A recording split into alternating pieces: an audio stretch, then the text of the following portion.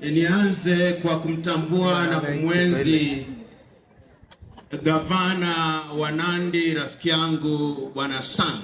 Uwe mbunge wa hapa Bwana Wilson Kogo.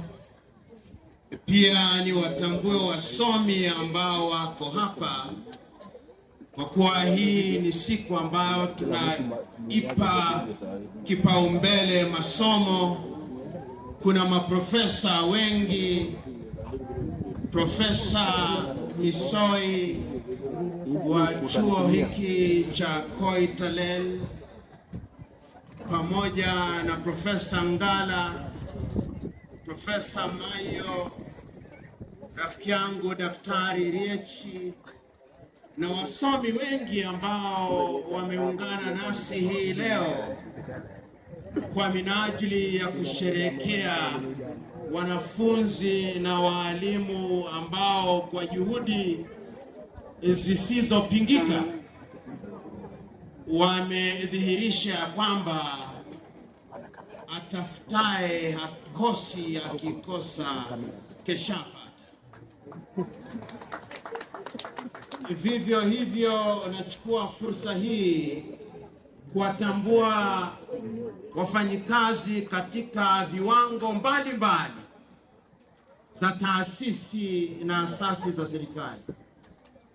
Vile vile nawatambua viongozi wa walimu katika shule za msingi na shule za upili, na vile vile kuwatambua wazazi na wanafunzi ambao wamekuja hapa kwa minajili ya kushiriki katika sherehe hizi ambazo tayari zimefana ndugu Kogo. Jinsi walivyonena walionitangulia katika kusema, si sehemu nyingi za uwakilishi bungeni ambazo zimechukua nafasi na kufanya juhudi ya kuwa na sherehe kama hizi. Kwa hivyo ni jambo la busara kukushukuru na kukupongeza Daktari Kogo kwa juhudi ambazo umezifanya kuhakikisha kwamba vijana hawa ambao wataitumikia taifa hili la Kenya katika siku za usoni tumewashabikia, na sio kuwashabikia tu, pia kuwapongeza. Si mara yangu ya kwanza kuwa katika sehemu hizi. Wale ambao ni wanahistoria akiwemo rafiki yangu Profesa Mayo atakumbuka ya kwamba tulikuwa katika chuo kikuu cha Baraton tukizungumza na kuwahamasisha wanafunzi pale. Katika sherehe hizo tulisema tena na tena, kila mneneji, ya kwamba hakuna kitu ambacho ni muhimu na linalostahili kupewa kipaumbele kama elimu. Asante sana kwa kushiriki tena Profesa Mai. Mwaka jana mwalimu mkuu katika shule ya Kapsabet alinialika pamoja na wengine kuhamasisha wanafunzi. Tukazungumza na wanafunzi hao. Wanafunzi hao wakaahidi hadharani ya kwamba watahakikisha kwamba wamefanya mtihani na ya kwamba watafaulu katika mtihani, na ni jambo la kupongeza na kujivunia ya kwamba kijana wa kwanza katika taifa la Kenya alikuwa ni mwanafunzi wa shule ya Kapsabet. Ni jambo la kujivunia. Tayari nimezungumza na rafiki yangu mbunge Daktari Kogo, na amenieleza ya kwamba takwimu zinaonyesha kwamba kuna shule zisizopungua 150 za msingi, na shule hizo yeye pamoja na wengine anazishughulikia. Vile vile amenieleza ya kwamba kuna shule za upili zisizopungua 50, na shule hizo pia zinashughulikiwa na zimewakilishwa katika hafla hii, hafla ambayo tayari nimesema imefana mno. Lakini swali mama ambalo lazima tuliulize katika hafla kama hii ni kwa nini sote tumemiminika hapa? Kwa nini tumekuja hapa? Wengi wamenena, nimewasikiza kwa makini. Nimemsikiza mwalimu mkuu wa chuo kikuu cha Koitaleel alipoasisi unenaji hapa, akatueleza kwa kina na kinagaubaga ya kwamba umuhimu wa elimu ni kuwanoa vijana ili vijana hao wawe ni vijana ambao watashiriki katika maendeleo ya taifa yao. Na si yetu mwenzetu kutoka katika pwani ya Kenya alipopewa fursa, Profesa Ngala akatukumbusha yeye pia akiwa kijana barubaru alipata nafasi kama hii, akawasikiza wanenaji ambao walinena siku hizo, akahamasisha na wengine pia wamenena. Kwa hivyo kwa wanafunzi ambao mmekuja hapa hii leo, jukumu letu ni kuwakumbusheni ya kwamba mtaka cha uvunguni sharti ainame, na vitu ambavyo tunavitafuta uvunguni sio sapata ya kuvaa, la hasha. Tunavyovitafuta huku ni maisha ya baadaye. Nyote ambao mko hapa umewasikiza viongozi mbalimbali. Kuna maprofesa pale. Mtu haazaliwi akiwa profesa, la hasha. Wanazaliwa wakiwa kama nyinyi tu, lakini wanafanya maamuzi ya kina ya kwamba katika siku za usoni nitahakikisha kwamba nitaboresha maisha yangu. Vijana ambao wako katika shule ya msingi hii leo, mmetembea na kuvuka mabarabara kuingia katika chuo kikuu cha Koitaleel Samoei, lakini kufika hapa ili uwe mwanafunzi hapa sio kuvuka mabarabara, la hasha. Ili uwe mwanafunzi katika chuo kikuu hapa, utatoka katika shule ya msingi, utahiniwe, upite mtihani huo, uende katika shule ya upili, utahiniwe, ufaulu katika viwango vya ubora vya juu, ili uingie katika chuo kikuu cha Koitaleel au chuo kikuu cha Baraton au chuo kikuu chochote katika taifa hili au katika mataifa mengine. Na jambo hilo linahitaji uamue mapema tu, mapema, ya kwamba utajinyima, na kujinyima huko ndio itakupa fursa ya kuhakikisha ya kwamba ukitahiniwa una uwezo wa kupita mtihani. Umejua Waswahili husema mcheza kwao hutuzwa. Hii leo tumewatuza wanafunzi ambao walitahiniwa mwaka jana, waliocheza mwaka jana na waliocheza vizuri ndio tumewatunuku hii leo. Nyinyi mlio hapa mjiulize, mwaka kesho wanafunzi wa shule mbalimbali, ziwe ni shule za msingi, je, mkitahiniwa mtapita? Wale ambao wako katika shule za upili, mkitahiniwa mtapita, na mkipita mtapita katika viwango vya ubora ambavyo vitawezesha ili msajiliwe katika vyuo vikuu hivi kama Koitaleel, ambapo tumemiminika sote kwa minajili ya hafla hii ya kuwatunuku wenzenu? Hilo ndilo swali mama ambalo lazima tuliulize na tulijibu. Wazazi wenu ambao wako hapa, tayari tumekaa kwa masaa 4 tukitumbuizwa, tukisikiza hotuba mbalimbali za kuhamasisha, lakini lazima mjiulize, wanafunzi, wazazi hawa ambao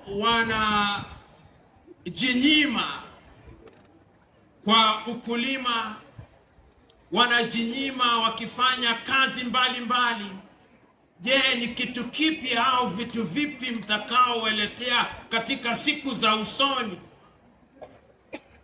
Wengi ambao wamekaa huku, wawe ni walimu wakuu, wao ni walimu, wawe ni maprofesa, wawe ni wanasiasa, hawa ni tayari watu ambao wamefika viwango vyao na wametimiza yale ambao yalikuwa wanawalenga au wanawalenga wao. Je, nyinyi katika miaka 20 zijazo mtakuwa wapi? Waswahili wanasema asiyetembea hufikiria mamake ndiye mpishi bora. Lakini unapotembea unatambua ya kwamba kuna wapishi bora wengi tu. Hii leo tumekuja hapa kwa tunuku kama wenzetu ambao wametoka katika sehemu hii ya uwakilishi bunge, lakini lazima mkumbuke ya kwamba mnashindana na Wakenya wengine. Kwa hivyo viwango vyenu vya ubora lazima viwe viwango vya kitaifa, na mshindani na Wakenya peke yake. Mnashindana na Waganda, mnashindana na Watanganyika au Watanzania katika Jumuiya ya Afrika Mashariki, mnashindana na Wanyarwanda na Warundi, mnashindana na wenzetu kutoka katika bara la Afrika. Kwa hivyo kilichoko ni lazima mjiulize, je, viwango vyenu vya ubora ni viwango ambavyo ni vya kimataifa? Kauli mbiu ya hafla hii ni elimu ya kimataifa. Kwa hivyo tunapojipiga vifua hapa, ni vizuri tujipige vifua, lakini tukumbuke na tukumbushwe, na tayari tumewakumbusheni ya kwamba mashindano ambayo tuliko ndani yake sio mbio za masafa mafupi, ni mbio za masafa marefu. Tukumbuke ya kwamba kuna wengi ambao watachoka barabarani. Kuna vitu vingi tu ambavyo vitawashawishi. Kuna wengi ambao msipojihadhari, kuna papa na manyangumi. Wale ambao na manyangumi ambao lengo lenu ni kuwatumbukiza katika mapenzi ya awali. Sijui Bwana Kogo ulichagua tarehe hii ukijua ni siku ya wapendanao, kwa kuwa siku hii ni siku ya wapendanao. Kitu ambacho tutawakumbusheni ni ya kwamba katika maisha kuna wakati wa kuwa mwanafunzi, na wakati huo wa kuwa mwanafunzi, ikiwa wewe ni mwanafunzi katika shule ya msingi, kuwa mwanafunzi bora. Ukihitimu ukienda katika shule ya upili, kuwa mwanafunzi bora. Ukihitimu wewe ukienda katika chuo kikuu, kuwa mwanafunzi bora. Maisha ina viwango vyake. Kwa hivyo ukitaka kukimbia mbio ambazo huziwezi, utalemazwa. Na tayari wenzetu kutoka katika idara ya elimu wametuonya ya kwamba lazima tujihadhari na wale ambao wanatuingiza katika mambo ambayo itatutoa katika mkondo ambao ni sawa, mkondo wa kujinoa kupitia kwa elimu ili kuisaidie taifa lako la Kenya. Vijana wa kiume pia nimeambiwa nikinong'onezewa ya kwamba kuna vijana wengi tu ambao wakiwaona wenzetu ambao wanaendesha bodaboda, na ni wengi tu.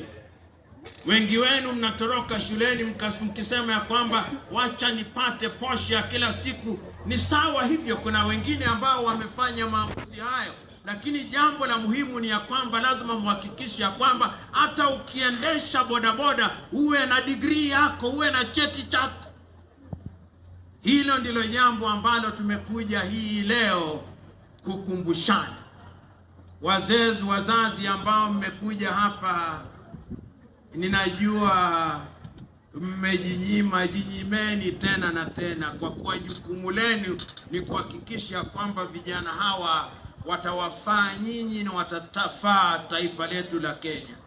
Walimu ambao mko hapa, umejua zama zile, wengi mtakumbuka, walimu walikuwa ni watu ambao walikuwa wanaheshimiwa sana. Siku hizi kama taifa hatuwaheshimu walimu. Siku hizi kama taifa tunawakemea walimu tu, hata mbele ya wanafunzi wao tunawaheshimu. Wanaowakemea bila sababu, labda macho yao itafunguka. Tunawaombea, tena ni maombi mazito ya kujinyima chakula. Nimesema mengi kwa lugha ya Kiswahili kwa minajili ya kuwafaa wazazi na wale wengine ambao si weledi katika lugha ya Kiingereza. Kwa hivyo nitazungumza kwa ufupi tu katika lugha ya Kiingereza, nikisisitiza yale ambao nimesema, na vile vile kuhamasisha vijana ambao ndio tunawalenga katika hafla hii. Ladies and gentlemen, we have had the occasion of listening to many speakers talk about the value of education. And I have no doubt in my mind that nobody can debate against the value of education. It is not lost on me that the theme of this particular prize-giving come Education Day is education for the global arena. You know, Honorable Kogo, we are gathered here today, and there are many who may think that this is a small event. But as the wise people say, can the ocean exist in spite of the river? Can the forest exist in spite of the tree? And can the river exist in spite of the little droplets? The truth is that our little efforts is what contributes to the big things that we do. I am moved through the testimonies of those who have spoken before me that in this sub-county you are the only one who has seen the wisdom for the third time to organize an event such as this. In other places, when I said things such as I've said about you, and my audience carried their hands, they would have clapped for you. But it appears to me that this audience has not. You are to be praised.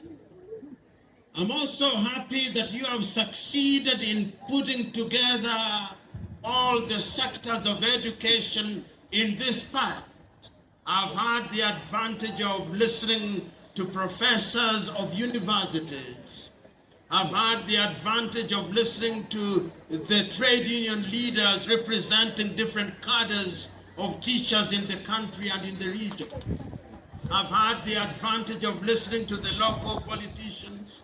I've had the advantage of listening to my good friend, the governor of Nandi, and I've heard the praises and the songs and dances that have been performed by our young men and women who have performed here to demonstrate to us that education is not only the academic aspect of it, but all other aspects which are now being given their pride of place in the new curriculum. We are praising you and those who have worked with you, and we want to encourage you because this is the generation that will ensure that our country realizes our potential. You know, when I read history, and many of us will remember that history, it was said that on the eve of independence we had identified three enemies. That we had identified poverty, we had identified disease, and we had identified ignorance. We therefore, throughout the over 50 years of independence that we regained in 1963, given pride of place to education as the key that will open to us and for us the doors of prosperity.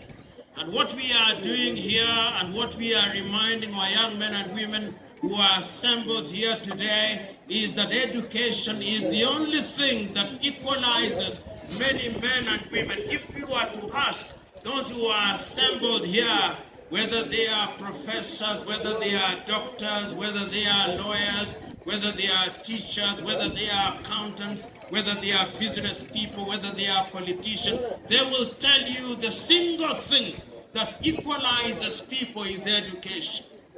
Education is the equalizer because it is still true that the mind is the standard of a human being. No matter how tall you are, if your mind does not work well, you are just a tall fool.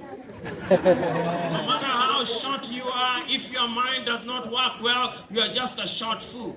But if you have a mind, no matter how tall and no matter how you look like, we will recognize that there goes a man and a woman whose mind speaks for itself. And that is why we are celebrating the men and women who have organized this event. And that is why we are encouraging our young men and women that if you are to be celebrated 10 years from today, the only thing that you must focus on is education. But you know, there is the tendency of thinking that if you are a village champion, you are a champion. No. A village champion is not a champion, he is only a champion in his village. It is the great Tanzanian musician Baraka Mwinshehe Mwaruka who sang Jogoo wa Shamba Hawiki Mjini. And I'm telling you and reminding you that if you are good in Kapsabet, you are only as good as you are good in Kenya. And that is why every time I celebrate Kapsabet High School, because you are not only good here, you are good nationally. And when you are good nationally, it means you are good in the East African region. And when you are good in the East African region, you are good in Africa. And when you are good in Africa, you can now compete with the world because that is where the competition is. You know, Grace, who is a CEC, and whom I have met today, as we were listening to the performances that we were enjoying,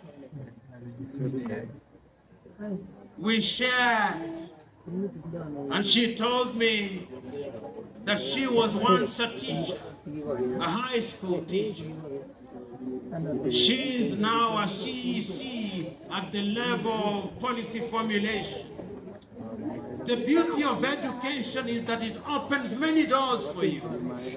You can choose to be a teacher, and when you are tired of teaching and you are sitting at home, some governor, including my good friend Sang, will identify you and make you a CEC. That is what happens. But if you did not go to school, we will never find you, because you will be hidden in some village doing next to nothing, which is not good for you and for anybody. We are therefore encouraging you to use the occasion that you have to ensure that you prepare yourself for tomorrow. The professors who are here will tell you, and I'll name them by name. Professor Ngala was sitting comfortably in his rural home and sometimes in Mombasa. Then because he went to school, the President of the Republic of Kenya and other institutions saw the wisdom of choosing a wise man, and behold, he's the chair of Koitaleel. If he was a beach boy in Mombasa, he would be walking half naked, being useful to nobody except himself. But today we are celebrating him because of education. Professor Mayo, who is sitting here at Baraton University, the reason why he was selected is because there is something in his mind. The directors of education that you listen to here, they are men and women that we are celebrating because there is something between their ears. And when there is something between your ears, you don't have to tell us. You open your mouth and we know that there is something useful between your ears. Today, therefore, we come here not to make many lengthy speeches. We come here to remind ourselves and to remind the young men and women that there is a future, that the world is looking for new young men. And what are the new young men that the world is looking for? The world is looking for new young men who are disciplined. Because discipline is at the heart of who you are. No matter how educated you are, no matter how rich you are, if you do not have the gift of discipline, then you are a danger to society. Today, I am asking you, young men and women, be disciplined that you may be a good global citizen. The world is looking for young men who are humble. Humility is the mother's milk of greatness. If you see any man or any woman who, because they have gone to school or because they have wealth, are arrogant and shun humility, they are a danger to themselves and danger to society. Today I'm encouraging you young men who are here, embrace the gift of humility. The world is looking for young men and women who believe in integrity. No matter how clever you are, no matter how rich you are, if you have no integrity, then you have no value to your society. Today we come here to celebrate you because we hold the view that education is going to give you the integrity that you need in order to survive in the world. The world is looking for young men and women who are respectful, because respect is reciprocal and is earned. You know, many of you who are in positions of authority and have applied for jobs and opportunities, sometimes when you ask for a job elsewhere, they ask you to get a letter from your high school, a letter from your primary school. That is when we discover that you are expelled in every school that you visited. And even if people wanted to employ you, they think this is trouble personified. What we are encouraging you young men and women is that you must have a good school living certificate from your primary school. You must have a good living certificate from your high school. You must do things that are right so that 10 years down the line, When you look at your own living certificate, it is said of you, he was a hard-working young man. He was a hard-working young woman who did not entertain nonsense. But whenever there was an opportunity to disagree with the teachers, he told the teachers not in a manner that inflamed their anger, but with the firmness and humility that opened their eyes. I believe that that is a possibility, and I have no doubt in my mind that on an occasion such as this, we are celebrating and preparing you for that day. That is the man, that is the woman that education should prepare. As I conclude, because conclude I must, we must therefore ask ourselves, are we prepared for the future? Today, when you walk around the world, you discover that competition is very stiff. When you walk across Africa, you discover that there are many opportunities.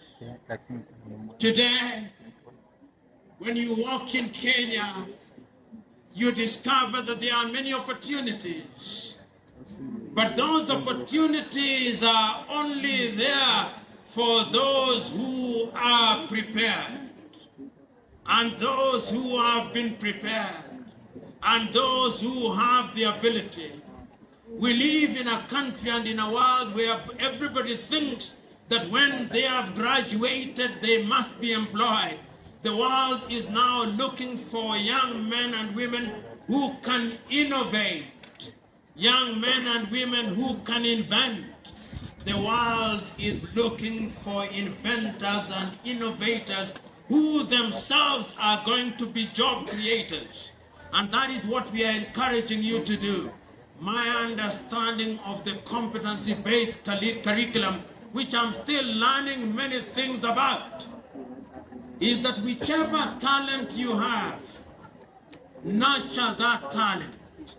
The governor and I, and the member of parliament and I, while we were listening to the young man who was rapping, were musing to ourselves that in today's world, that young rapper can employ 10 professors, because when he does one performance, he's possibly paid 1 million shillings.